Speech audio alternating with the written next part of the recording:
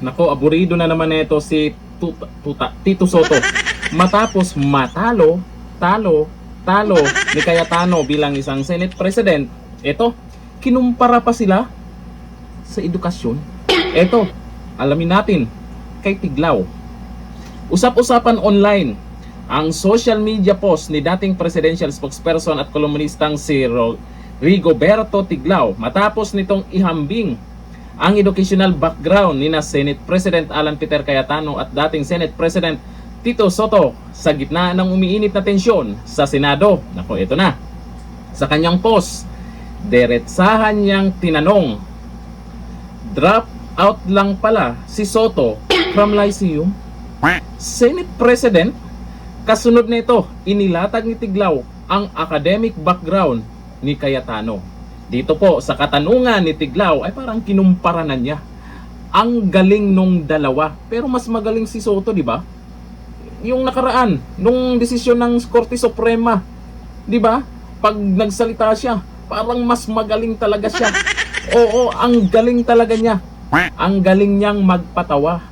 Kabilang ang pag-aaral nito sa De La Salle. O, ito na.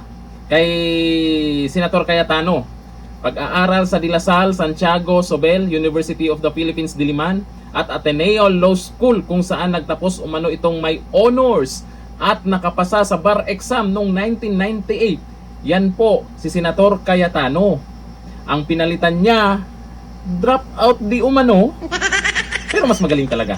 Mas magaling si Soto. Samantala, binanggit naman ni Tiglao na hindi umano natapos ni Soto ang kanyang kolehiyo sa Lyceum of the Philippines University dahil maaga itong pumasok sa show business at broadcasting.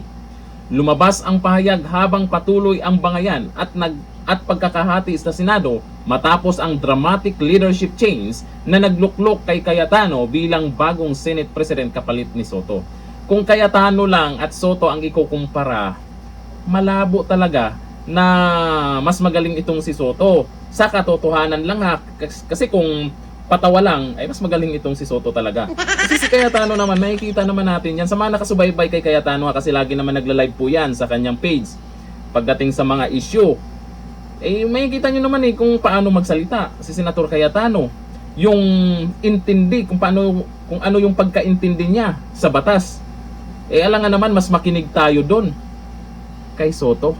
Pero mas magaling daw talaga. O sige na, mas magaling para sa inyo. Naging sentro rin ang pambansang usapan ang liderato ng Senado dahil sa kasalukuyang political tension kaugnay ng impeachment proceedings laban kay Vice President Sara Duterte, pati na ang kontrobersyal na kaguluhan at warning sa Senate noong May 13. Wala pang reaksyon mula kay Soto kaugnay ng naging pahayag ni Tiglao. Ano kayong masasabi dito ni Soto?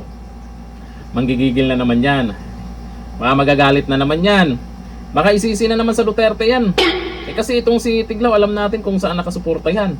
Naku, Duterte na naman ang may kasalanan. Ito lang namang sinasabi ni Tiglao ay, ito lang naman ay katanungan, pero may kasamang katotohanan.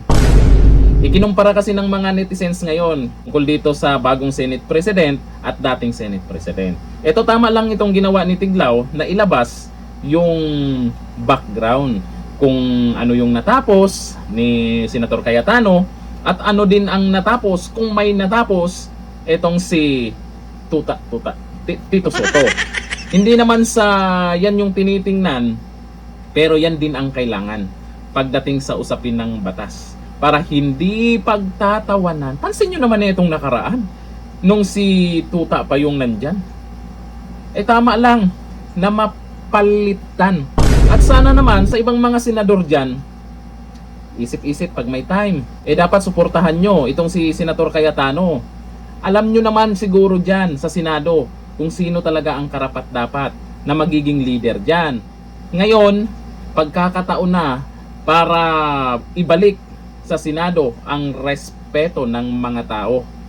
Kasi nakaraan, pinagtatawanan, ngayon ay mukhang seryoso na yung mga tao dyan na abangan kung ano po yung mga kaganapan dyan sa Senado. Pagdating sa usapin ng batas, walang problema. Nandyan si Senator Cayetano. O ayon dito sa mga nagkomento, sabi ni Rosario Bagueral del Mundo, libre naman daw mangarap. Wala namang problema pagdating sa ngarap-ngarap na yan. Sabi ni Mera Rosmi pa, kaya nga school bukol. Sabi ni Ranel Dorian, at least He graduated from One Bulls University. Oh, maraming nag-comment ng ganyan, One Bulls University ah. Sabi ni Bertrand Robias, tapos mas magaling pa si Soto sa Supreme Court. Yun yung naging issue nakaraan. Kaya dapat lang talaga siyang palitan. Sabi ni Lucas Abalos, hindi pala siya nakapagtapos ng college pero mas marunong pa siya sa Supreme Court. Yan po ay katanungan lang din naman. Kasi nakaraan, naging viral din po yung mga sinasabi niya tungkol sa naging desisyon ng Supreme Court. Maraming mga nagsasabi, parang mas magaling pa siya sa abogado. Eh ngayon, paano to? Pahiya na naman siya dito. Si Soto, malamang, ngayon, aburido.